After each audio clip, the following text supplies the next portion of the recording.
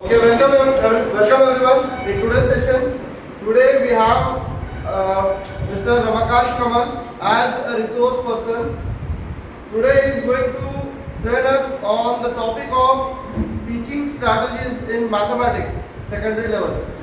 Okay, because mathematics is a subject which students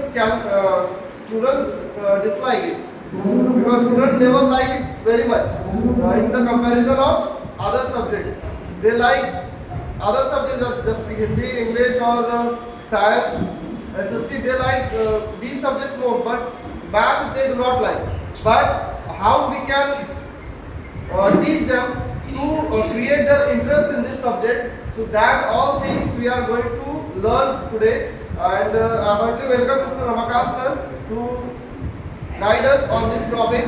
So I request Ramakant sir to start this session on this topic. Sir, please. Thank you, sir. Good afternoon to all of you. My name is Ramakant Kamal. Today is teaching strategy in mathematics. Strategy का मतलब रणनीति होता है।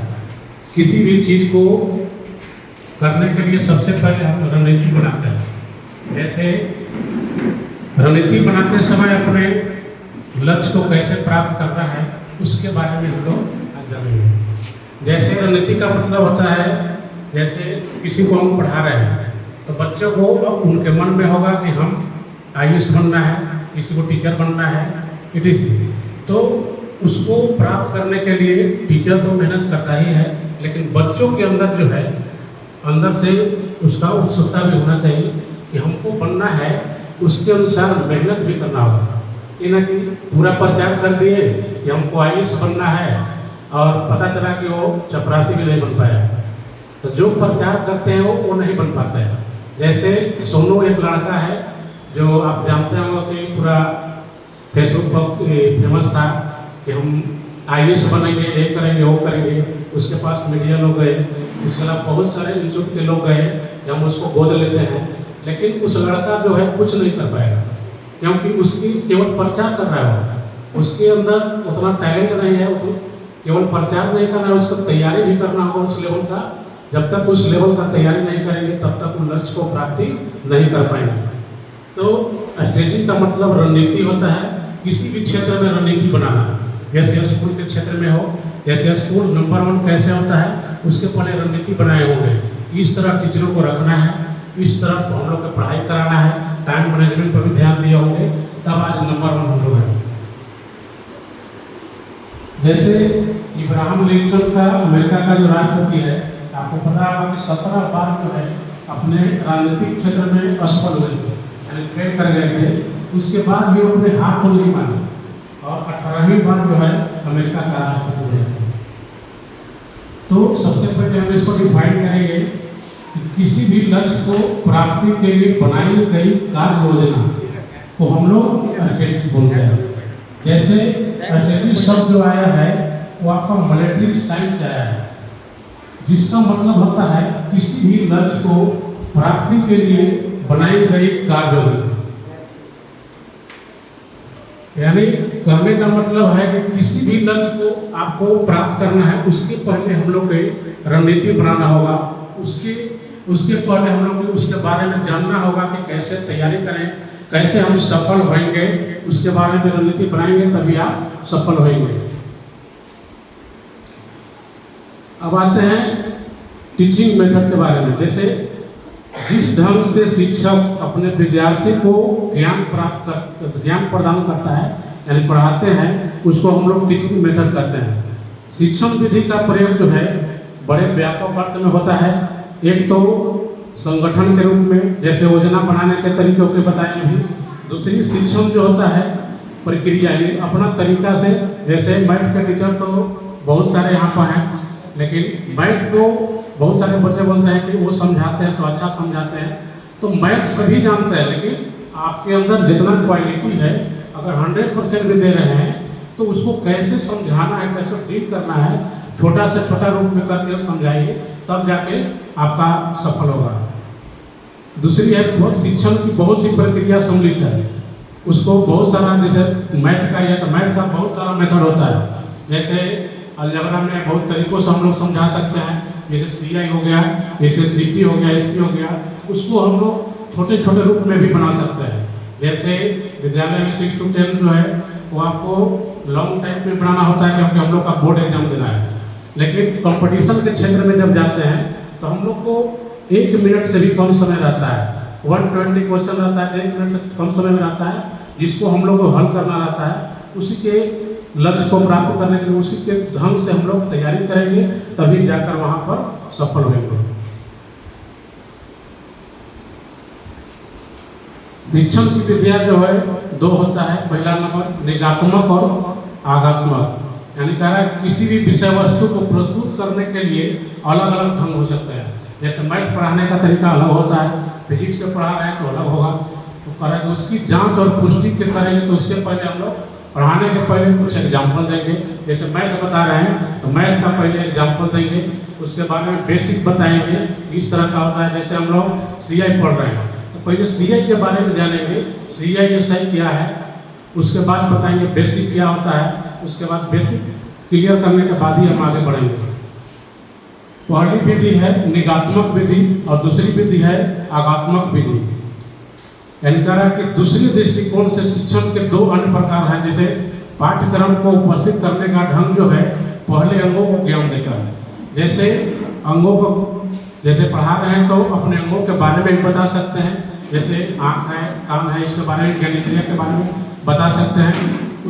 उसको हम लोग संश्लेषणात्मक विधि करते हैं। जैसे हिंदी पढ़ा रहे हैं तो हिंदी पढ़ाने के पहले हम पहले वर्णमाला के बारे में बताएंगे, उसके बाद वर्णमाला बताने के बाद शब्दों का ज्ञान कराया जाएगा, उसके बाद वाक्य को बनाएंगे, तब आप आगे बढ़ेंगे। परंतु यदि वाक्य बढ़ाकर सिखाएंगे, वर्ण सीखेगा, तब उसको विश्लेषण विधि करते हैं। जैसे मैथ पढ़ा रहे हैं तो पहले तो बेसिक ज्ञान देंगे, फिर फॉर्मूला के द्वारा बताया जाएगा। उससे भी नहीं समझ में आ रहा है तो छोटा छोटा हम लोग ट्रिक बताएंगे, उससे समझ में आ जाएगा।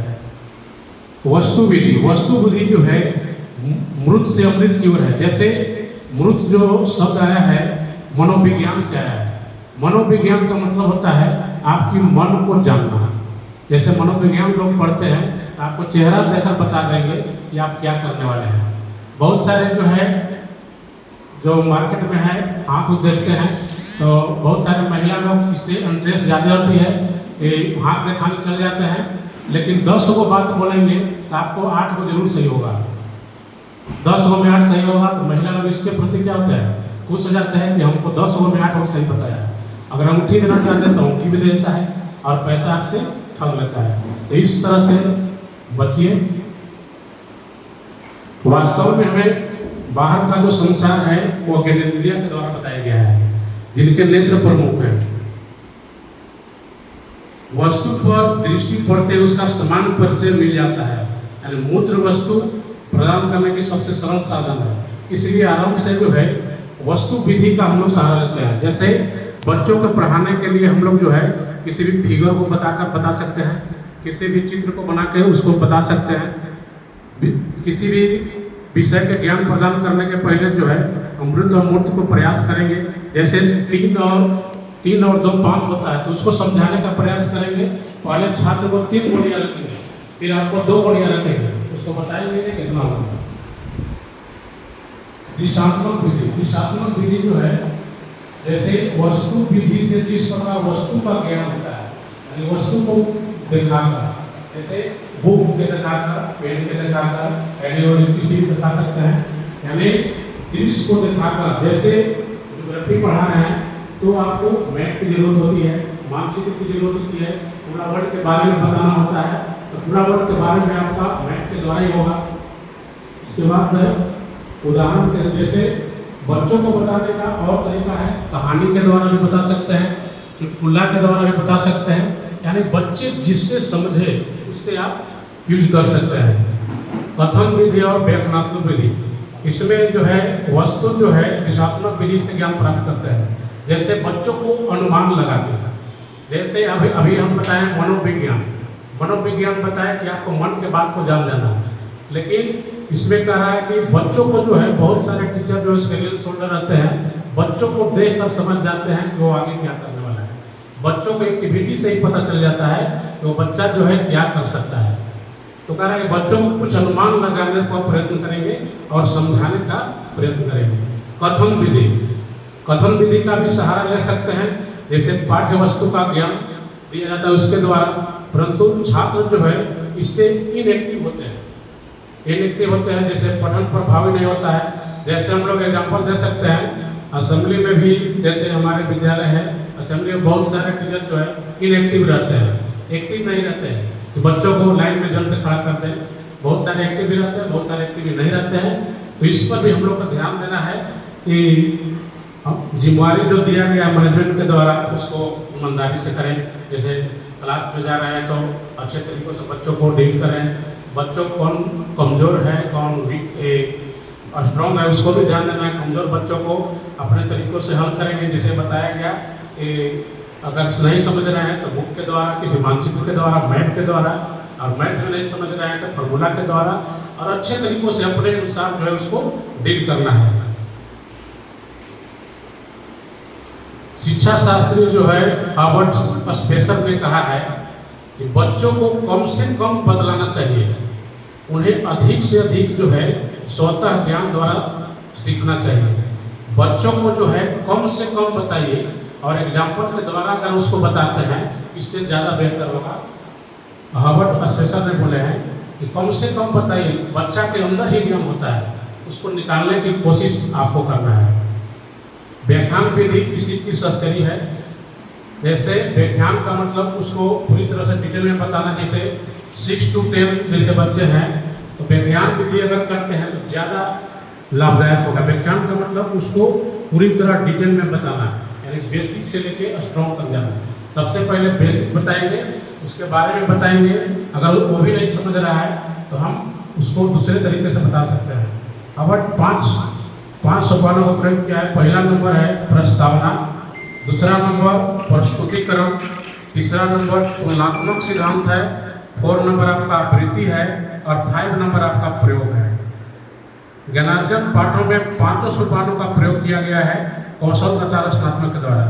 जैसे प्रश्नोत्तर विधि, इसमें जो है किसी भी सुकरात ने प्रश्न एक विधि के रूप में प्रयोग करके, जैसे प्रश्न पूछ रहे हैं तो प्रश्न को हम लोग अपने तरीकों से पूछेंगे। जैसे बुक में दिया हुआ है उसको तरीकों से, जैसे आपको कहा जाता है कि लेसन प्लान बनाइए। लेसन प्लान जब कहा जाता है वो बहुत अच्छा कहा जाता है, क्योंकि आप लेसन प्लान बनाएंगे, प्रिपेयर होकर घर से आएंगे, बच्चों को अच्छे तरीके से समझा सकते हैं।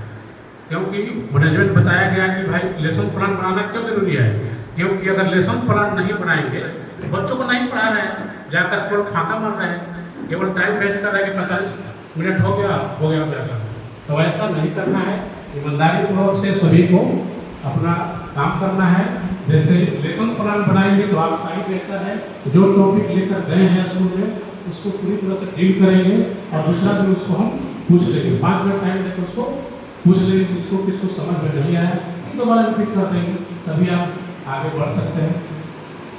जैसे प्रश्नकर्ता जो है प्रश्न करेगा, लेकिन उसके आधार पर अगर उत्तर नहीं मिलेगा तो आप उसको प्रश्न को अपने तरीकों से बनाकर ले जाकर उसको बताएंगे।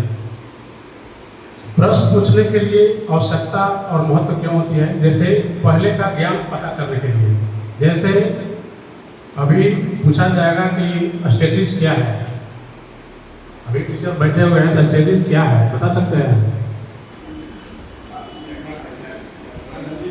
Defined for statistics, yes.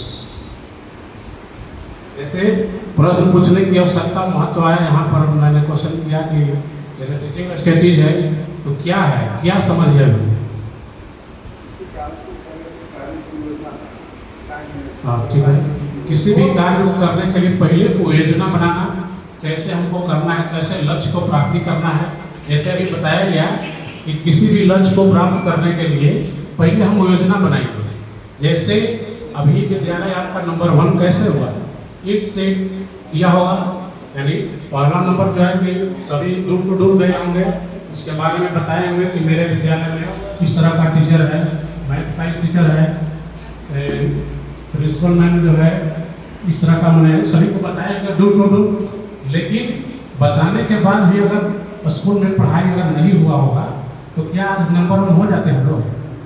Number 1 नहीं हो जाते। नहीं सर, मेहनत तो किए हैं सर। मेहनत किए होंगे, योजना बनाए होंगे, योजना मैनेजमेंट बनाई होगी, उसी तरह का टीचर को रखा गया होगा और ये भी देखा गया होगा कि हमारा टीचर क्वालिफाइड है, अपने विषय को किस तरह डील करता है, ये भी देखे होंगे, तभी आपको यहाँ पर रखे हैं। नहीं तो आपको नए टीचर आते हैं, 1-2 डेमो देने के बाद जो है पूरी तरह बैक टू पैवेलियन चले जाते हैं, क्योंकि बच्चों का जो अंदर का जो अथी है वो आप उसको कवर नहीं किए। बच्चों जो क्वेश्चन किया गया उसका जवाब आप नहीं दिए, जिसके कारण आपका बैक टू पैवेलियन हो गया। सर एक चीज हम नहीं समझ पाए, यस, आपने बोला कि पहले जो बोल रहे हैं वो करने नहीं करेगा, आप फिर बोल रहे हैं कि करने से पहले आपको वो चीज करना होगा, पहले एडजस्ट करना होगा, तो दोनों में कहीं डिफरेंस नहीं है। बोलिए। बोले ना सर? हम नहीं समझे बात को, आप बोलिए। आपने बोला अभी कि जो बच्चा अगर करता है, काम करना है तो बोलेगा नहीं, सोनू दोबारा हम नहीं बोले, हार्वर्ड स्टेशन पे बोला है कि बच्चों को कम से कम बताना चाहिए, ठीक है? वो जो सिद्धांत दिया है उसके बारे में हम बता रहे थे, हम कहाँ बोले? बोलने का मतलब है कि बच्चा के अंदर का जो भाव है आप ही ना बता सकते हैं कि बच्चा मेरा कितना टैलेंट है। जैसे आपको बताया गया मनोविज्ञान के बारे में, जैसे अभी हम एग्जाम्पल दिए महिला के बारे में, तो महिला लोग जो है पता दिखा देती है कि 10 गो में 8 गो बता देता है, जैसे हम ही 10 गो में 9 बताते हैं, ठीक है? लेकिन महिला लोग उसमें फंस जाती है, 35 और 4,000 का अंगूठी लेती है कि आपको इसको करने से जो है बहुत बेनिफिट होगा, बहुत जल्दी मैरिज हो जाएगा, ऐसा हो जाएगा, नौकरी हो जाएगा, है ना? बहुत सारे हम देखे हैं जिसके बनी किए, लेकिन ऐसा कुछ नहीं है। मनोविज्ञान का मतलब आपको मन की बातों को जान रहा है, वो बड़का इंटेलिजेंट नहीं है, वो भी जो है इसका पढ़ाई होता है, इसके बारे में पढ़ा होगा और 10 गो में 8 गो बताया है।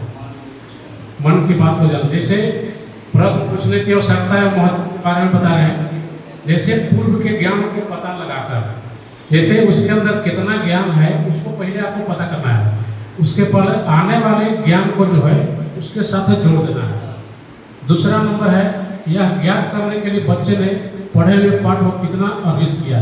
जितना आप जैसे विषय को आप पढ़ाए, टॉपिक को पढ़ाए, तो बच्चा जो है कितना आपका फ्लो किया, दूसरा का दिन उसको पूछ कर बता सकते हैं। बच्चों की समस्या को जानना और उसके निवारण हेतु, जैसे बच्चों को कोई भी समस्या हो तो टीचर को उसको क्लियर करना चाहिए। प्रश्न कैसे होना चाहिए? पहला नंबर है कि प्रश्न की भाषा जो है स्पष्ट होना चाहिए, निश्चित होना चाहिए, जिससे छात्र प्रश्न को भली भांति समझ सके। यानी प्रश्न का जो लैंग्वेज होना चाहिए वो अच्छा होना चाहिए ताकि बच्चा जो है समझ सके। दूसरा नंबर है प्रश्नों की रचना जो है बालक को व्यवहारिक टाइप के भी होना चाहिए। तीसरा नंबर है प्रश्न उद्देश्य के साथ साथ उससे संबंधित होना चाहिए, जिसका प्रश्न आप किए हैं उससे रिलेटेड होना चाहिए, सिलेबस से बाहर नहीं होना चाहिए। 4 नंबर है प्रश्नों का जो है क्रम तर्क संगत होना चाहिए। तर्क संगत का मतलब उससे विश्लेषण होना चाहिए, उसका निष्कर्ष निकलना चाहिए। नेक्स्ट है करके सीखना। जब से बाल मनोविज्ञान का विकास हुआ है तब से सिद्ध कर दिया है कि शिक्षा का केंद्र न तो विषय है न अध्यापक है वरन छात्र है। यानी मनोविज्ञान ने सिद्ध कर दिया है कि शिक्षा का जो विषय है वो अध्यापक नहीं है, आपका छात्र नहीं है। यानी शिक्षा में सक्रियता को जो महत्व दिया उसी करके सीखना है, लर्निंग।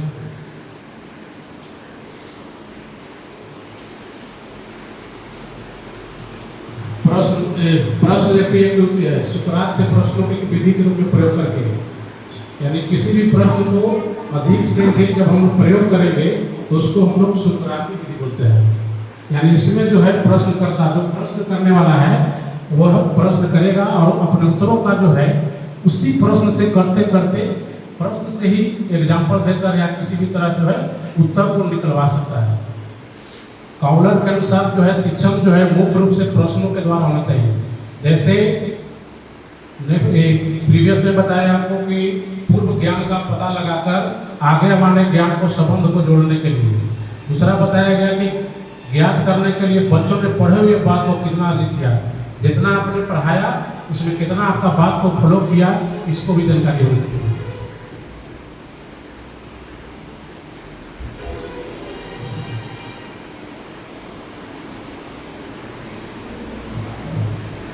स्वभावनाओं द्वारा ज्ञान प्राप्त करना, जैसे कहा कि आजकल सर्वाधिक व्यापक जो है शिक्षण सिद्धांत पर चल रहा है, जिसे रूसों से लेकर मंडेसरी तक जितना भी शिक्षा शास्त्री तो बच्चों को ज्ञान जो दिए हैं वो ज्ञानेंद्रियां के द्वारा दिया है। अधिक का कार्यशील बनाने हेतु शिक्षा देने पर अधिक प्रभाव दिया। जैसे महात्मा गांधी है, महात्मा गांधी जो है बेसिक शिक्षा को जन्म दिया है, अर्थात सक्रिय विधि के अंतर्गत अनेक विधियां सम्मिलित की जाती है, जैसे शोध विधि प्रोजेक्ट के द्वारा। जैसे हम लोग जो है बहुत सारी विधियों को क्लास में यूज कर सकते हैं, जैसे प्रोजेक्ट के द्वारा। जैसे साइंस इवेंट होता है तो बच्चों को प्रोजेक्ट दिया जाता है, क्यों दिया जाता है प्रोजेक्ट? उसके अंदर जितना भी ज्ञान है उसको अर्जित करने के लिए। इसके द्वारा बेसिक शिक्षा विधि भी होगा, शोध विधि। जर्मनी के प्रोफेसर जो है आर्मस्ट्रॉन्ग जो है शोध विधि का प्रतिपादन किया था। इस विधि में छात्रों को जो है शोध विधि में जैसे वातावरण में रहकर वातावरण के साथ वातावरण को ढूंढना, उसको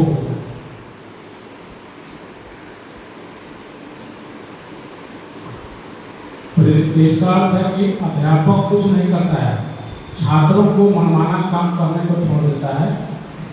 अधिकारी का मतलब है कि टीचर जो है कुछ नहीं करते हैं, इनको करना है। छात्रों को जो है मनमाना तरीकों से जब छोड़ देंगे तो क्या करेगा? लापरवाही हो जाएगा। इसे गलत तरीकों से छोड़ देंगे तो उसका प्रदर्शन भी खराब होगा, गलत रास्ते पर चला जाएगा। जो उनका लक्ष्य है, जो प्रचार कर दिया है मार्केट में हमको ये बनना है वो बनना है, जब 10+2 के बाद पूछा जाएगा कि क्या हुआ बाबू, तो बोलेगा कि अभी तो कुछ नहीं हुआ है, मैट्रिक फेल करेगा। तो लक्ष्य को प्राप्त करने के लिए उसको जो है टीचर को भी और पेरेंट को भी समय समय पर उसको निरीक्षण करना होगा।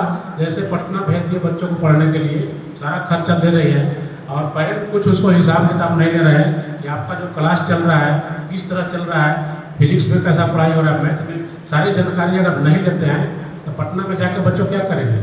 बिगड़ जाएंगे।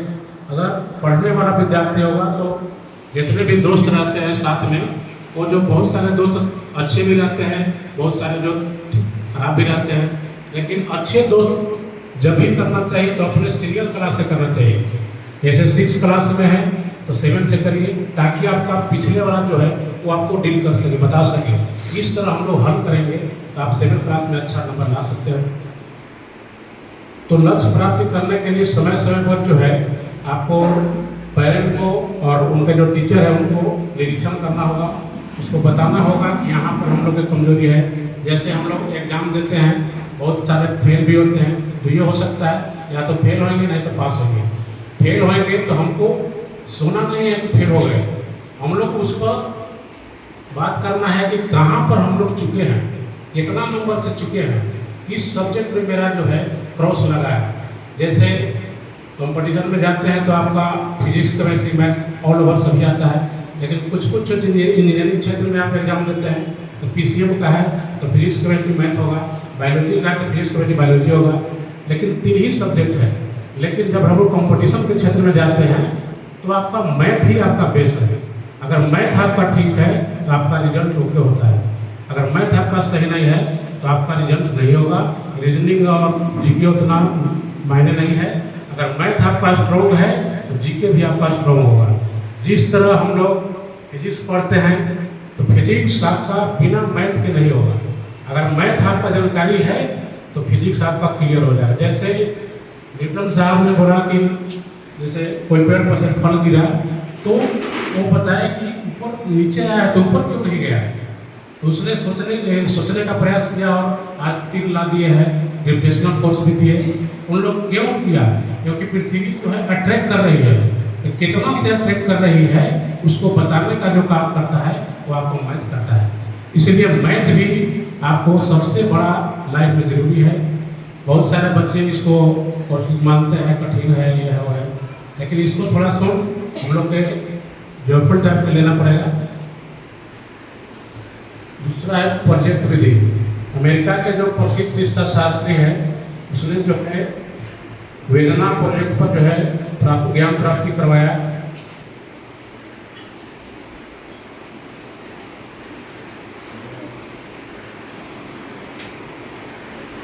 जैसे प्रयोगशाला के लिए, जैसे प्रत्येक विषय के लिए प्रयोगशाला होती है। जैसे हम लोग यहाँ पर फिजिक्स केमिस्ट्री का लैब होता है, प्रयोगशाला के लिए हर विषय के लिए अध्ययन होना चाहिए। जैसे हम लोग ज्योग्राफी पढ़ रहे हैं तो मैप के द्वारा होगा, मानचित्र के द्वारा होगा। जैसे वर्ल्ड के बारे में पूरा जानेंगे, मैथ का भी होगा तो लैब में जाकर उसको सिखा सकते हैं। जैसे ज्योमेट्री हो गया, ज्योमेट्री का इंस्ट्रूमेंट बॉक्स जो है वहीं पूरा है। इसके बारे में जैसे हो रहा है तो उसके बाद जाकर हम लोग बताएंगे कि C+O2 CO2 होता है तो कैसे बनता है, C का कितना रखना पड़ेगा, O2 को कितना रखना पड़ेगा। जैसे हम लोग वाटर बना रहे हैं तो H+O2 H2O होता है। जैसे ग्लूकोज बना रहे हैं तो ग्लूकोज को कितना % रखना होगा। ये सब हम लोग किताब में बच्चों को बता दिए, लेकिन पूरी तरह से है उसको ड्राइव करने का जो है आपका प्रयोगशाला है। प्रयोगशाला में जाकर उसको वर्ड बाय वर्ड बताएंगे। इस तरह आपका कार्बन है, ऑक्सीजन है, इस तरह हम लोग रिड्यूस करेंगे तो आपका जो है ग्लूकोज बन गया। इस तरह का प्रयोगशाला का है। यानी प्रयोगशाला का विषय का विशेष जो है छात्रों को जो है इसमें जांचने और शोधन करने का है।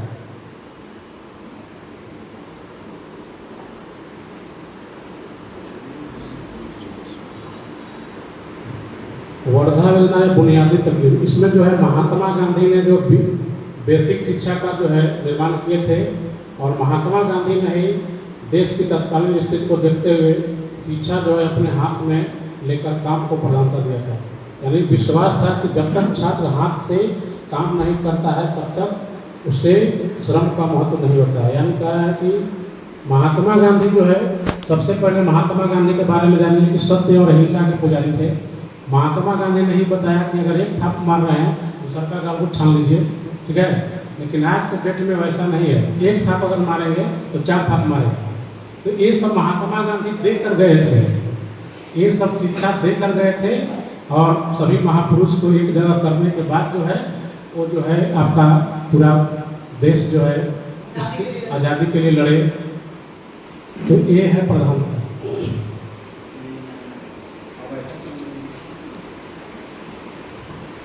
मनुष्य का जो है अहंकारी नहीं होना चाहिए, निष्क्रिय। अगर अहंकारी होते हैं तो निष्क्रिय बना देता है। जैसे बहुत सारे जो हैं, बहुत सारे पेरेंट बोलते हैं कि मेरा बच्चा जो है बहुत तेज है, दूसरा बच्चा को क्यों बताएगा। लेकिन उन पेरेंट को भी हम कहना चाहते हैं कि आपका बच्चा जब दूसरे को बताएगा तब दोगुना उसको विद्या मिलेगा। बहुत सारे बच्चों को एडमिशन पढ़ाते थे, हमारे पास बोले थे कि मेरा बच्चा दूसरा को क्यों बताएगा। ऐसा कहना पेरेंट को 100% गलत है। अगर दूसरे को आप मैथ बताते हैं तो आपके दिमाग में बहुत तरह का टेक्निक आएगा, किस तरह अगर छोटा से छोटा रूप में बढ़ाएं। जैसे फिजिक्स के बारे में बताएंगे न्यूमेरिकल, तो आपके अंदर 2 बार 3 बार जब उसको बताएंगे तो आपको इन सब सही याद आ जाएगा। जैसे हम लोग फिजिक्स पटना में पढ़ते थे, वो जो प्रोफेसर थे वो फिजिक्स के नहीं थे, लेकिन इतना बार कोचिंग में वो पढ़ाए उनको इन सब सही याद है। वो फिजिक्स का टीचर नहीं है, फिजिक्स उनको पता नहीं क्या है, लेकिन न्यूमेरिकल बहुत अच्छा पढ़ाते थे क्योंकि 25 साल से लगातार पढ़ा रहे थे। उनको आप बोलेंगे कि 23 ग्रेविटेशनल का बताना है तो ये आंसर सही से बताते थे, ड्राइव भी करते थे। लेकिन पूरी तरह से जब उनसे पूछा जाए ये कैसे हुआ, जी का मान यहाँ पर रखे तो कैसे हुआ, तो वो नहीं बता पाते थे। इसलिए हम लोग की टिप्पणी होना चाहिए, बच्चों को आराम से ही किसी न किसी हस्त कौशल, यानी बच्चों को है आराम से हाथ के द्वारा शिक्षा देना चाहिए। यानी हाथ के द्वारा शिक्षा हमारे देश में जो है जैसे कृषि बुनियादी बहुत सारे धंधे हैं। जैसे देश में 3/4 जनता जो है धंधे में लगे हुए। बहुत सारे धंधा है, जैसे आपको फैक्ट्री में काम करते हैं, कृषि योजना में काम करते हैं, तो हस्तकौशल मानकर जो है शिक्षा में प्रमुख स्थान दिया जाता है। यानी हाथ के द्वारा जो किया गया कार्य है उसको हम लोग हस्तकौशल बोलते हैं। इसकी विशेषता है कि मातृभाषा को माध्यम से शिक्षा। सबसे पहले जो है मातृभाषा, हम लोग का मातृभाषा है। जैसे इंडिया में 22 लैंग्वेज बोला जाता है, लेकिन फेमस आपका हिंदी और इंग्लिश है, यानी हर स्टेट का भाषा जो है अलग अलग है। जैसे तमिलनाडु का अलग है, बिहार का 4-5 गो भाषा है, तो लेकिन इंडिया लेवल पर आपका 22 भाषा है और वर्ल्ड लेवल पर तो बहुत सारे भाषा है, लेकिन हम लोग का 22 है। तो भाषा का भी जो प्रयोग कर रहे हैं वो मातृभाषा का प्रयोग करेंगे, मातृभाषा प्रयोग करेंगे ताकि लोग समझेगा लोग। इसे बहुत सारे हिंदी प्रयोग करते हैं, इंग्लिश प्रयोग करते हैं, तो बहुत सारे इंग्लिश में नहीं समझ पाते हैं, तो उसको हिंदी भी समझाना चाहिए। दूसरा नंबर है हस्तकौशल केंद्रित शिक्षा। आपका जो शिक्षा होना चाहिए हस्त कौशल होना चाहिए, यानी हाथ के द्वारा, यानी बच्चों को जैसे चित्रकला के द्वारा बताते हैं, तो चित्रकला के द्वारा जब बताएंगे तो उनको हाथ के द्वारा बताएंगे। जैसे प्रयोगशाला में जाते हैं तो अभी बताएं ग्लूकोज के बारे में, तो हाथ के द्वारा ही तो बताएं सीटू क्या है, वो सारा मटेरियल लेने के बाद जो उसे बताएंगे कि ये आपका ग्लूकोज बना, ये हुआ हस्तकौशल केंद्र। इसमें जो है बिहार सरकार के 7 से 14 साल तक जो है निःशुल्क होना चाहिए शिक्षा। जैसे बिहार सरकार निःशुल्क शिक्षा दे रही है, उसके साथ साथ जो है आपका भोजन का भी व्यवस्था करती है। 6 डेज भी आपका जो है भोजन वहाँ मिलता है। जैसे वहाँ पर शिक्षा तो दिया जाता है, अभी डांस करके भी बताया जाता है बच्चों को मनोरंजन के द्वारा। इस तरह हम लोग शिक्षा लेंगे, डांस के द्वारा बहुत सारे मीडिया में आया हुआ है, इस तरह बच्चों के पढ़ाएंगे। जैसे टेबल बताना है, तो झाल के द्वारा बजा के बताते हैं, 1 1 2 करके बताते हैं, इससे जो है ज़्यादा बेहतर होता है। शिक्षा स्वावलंबी हो, यानी शिक्षा जो है सेल्फ होना चाहिए, अपने ऊपर होना चाहिए, अर्थात कम से कम अध्यापकों का छात्रों के प्रति कार्य जो होना चाहिए वो अच्छे तरीके से होना चाहिए।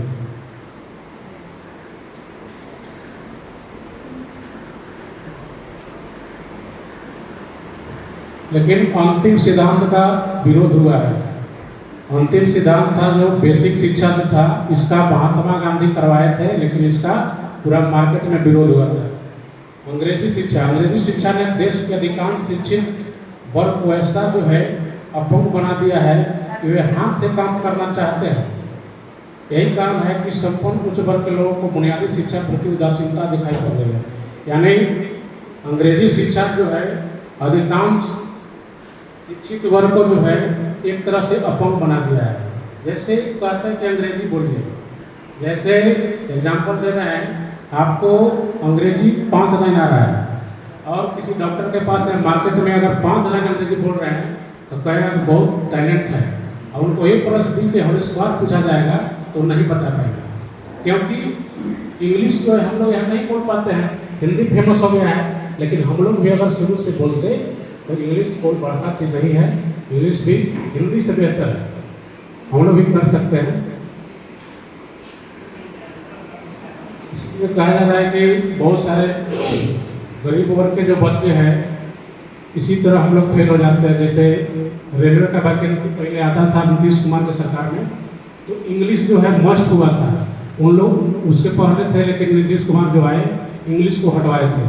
तो हम लोग बिहारी छात्र जो है इंग्लिश के चलते जो है फेल हो जाते थे, क्योंकि हिंदी भी था, इंग्लिश भी था और मैथ रीजनिंग तो था ही, लेकिन हम लोग हिंदी में पास हो जाते थे, लेकिन इंग्लिश में फेल हो जाते थे। और इंग्लिश को जब हटाया गया तो आपको पता है कि सारे बोर्ड में जो है सब बिहारी ही भरे हुए हैं। स्टेशन मास्टर हो या जेई हो या ट्रैफिक हो, चाहे IAS बन के जो ट्रैफिक सिग्नल का जो कंट्रोल करते हैं, वो सारा जो है सब जगह बिहारी भरा हुआ है, क्योंकि बिहारी में टैलेंट है। जो मैथ जो है बहुत अच्छा रहता है, स्ट्रोक रहता है, क्योंकि बिहार का टक्कर जो है कोई स्टेट अभी नहीं दे रहा है। जैसे यूपी में भी नहीं दे रहा है, यूपी झारखंड ये सब तो भाई है, लेकिन बिहार जो है मैथ के मामले में सभी टॉप है। यहाँ का जो है पूरे इंडिया में इसका नाम आता है।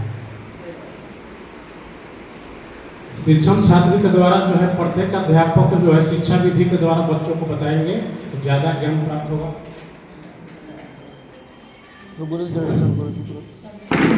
बात है मैथमेटिक्स के बारे में थोड़ा।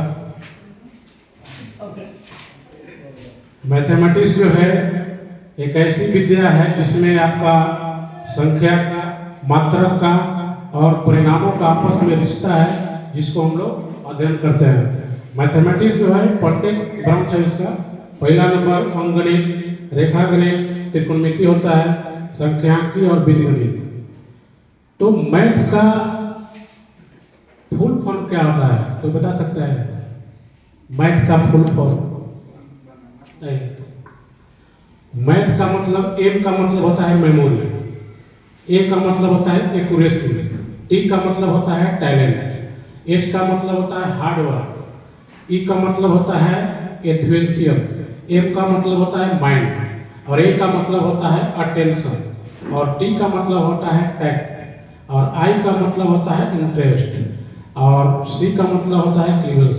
यानी मेमोरी का मतलब याद करना, एक्यूरेसी का मतलब शुद्ध बनाना, टैलेंट का मतलब आपका अंदर कितना प्रतिभा है, नेक्स्ट है कि कितना आप मेहनत कर रहे हैं मैथ के प्रति, मैथ के प्रति उत्साह भी होना चाहिए अंदर से, आपका माइंड कितना उसके प्रति काम कर रहा है, आपका अटेंशन कितना हो रहा है, बनाने का तरीका क्या है, बहुत सारे तरीका है, आपके अंदर कितना इंटरेस्ट है, और लास्ट में आपका चतुराई होना चाहिए। किस तरह बनाएंगे, जैसे एग्जाम में हम लोग जाते हैं, मैं पहला जो क्वेश्चन रहता है बहुत हार्ड रहता है, तो उसको छोड़ के आगे बढ़ना है। आपसे बनेगा लेकिन आप उसी में भिड़ जाएंगे तो आपका एग्जाम क्लियर हो जाएगा। उसी में भिड़ जाएंगे तो कैसे होगा? पहला नंबर जाना है तो सबसे पहले देख लेना है कौन कौन मेरा एकदम बनने वाला है, उसको टिक आउट कर लीजिए और लास्ट में उसको भिड़िए। लास्ट में भिड़ेंगे तो आपका टाइम बचा हुआ उसी में करेंगे, अगर नहीं हुआ तो कोई बात नहीं है, क्योंकि हम लोग वहाँ सक्सेस करना है, वहाँ जाकर लड़ना नहीं है, कंपटीशन में लड़ना नहीं है, सक्सेस करना है। सक्सेस करेंगे तभी जब आपको टाइम मैनेजमेंट अच्छा रहेगा, टाइम मैनेजमेंट प्लस एक्यूरेसी दोनों होना चाहिए। मैथ जो है एक ऐसा सब्जेक्ट है जिसकी शिक्षा बचपन से ही दी जाती है, क्योंकि मैथ जो है एक इम्पोर्टेंट सब्जेक्ट है। इसको पढ़ने से जो है साइंस पोर्शन जो है बेहतर होगा। मैथ के बिना साइंस क्या है, अधूरा है। इसी के साथ हम समाप्त करते हैं।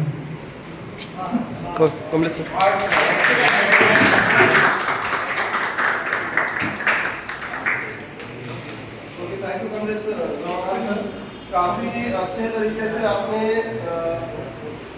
मैथ टीचिंग स्ट्रैटेजीज को बताया, और सर के आज के सेशन से यही आइडेंटिफाई होता है कि हमें मैथ पढ़ाते समय आर्ट इंटीग्रेशन, एक्सपीरियंशियल लर्निंग और 21st सेंचुरी स्किल्स, इनको साथ में लेते हुए हमें बच्चों को मैथमेटिक्स की शिक्षा जो है वो देनी है, ताकि बच्चों को क्या हो सके कि कंसेप्ट जो है वो काफ़ी अच्छे तरीके से समझ में आए और उसके अंदर उनका इंटरेस्ट क्रिएट, क्योंकि बिना इंटरेस्ट के हम खाना भी नहीं खाते हैं।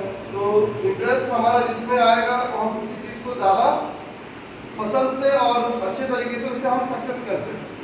ठीक है, तो इन चीज़ों को यूटिलाइज करके आई होप आप सभी अपने टीचिंग स्किल्स को एनहांस करेंगे, और एक अच्छे सेशन के लिए मैं रमाकांत सर को फिर एक थैंक यू।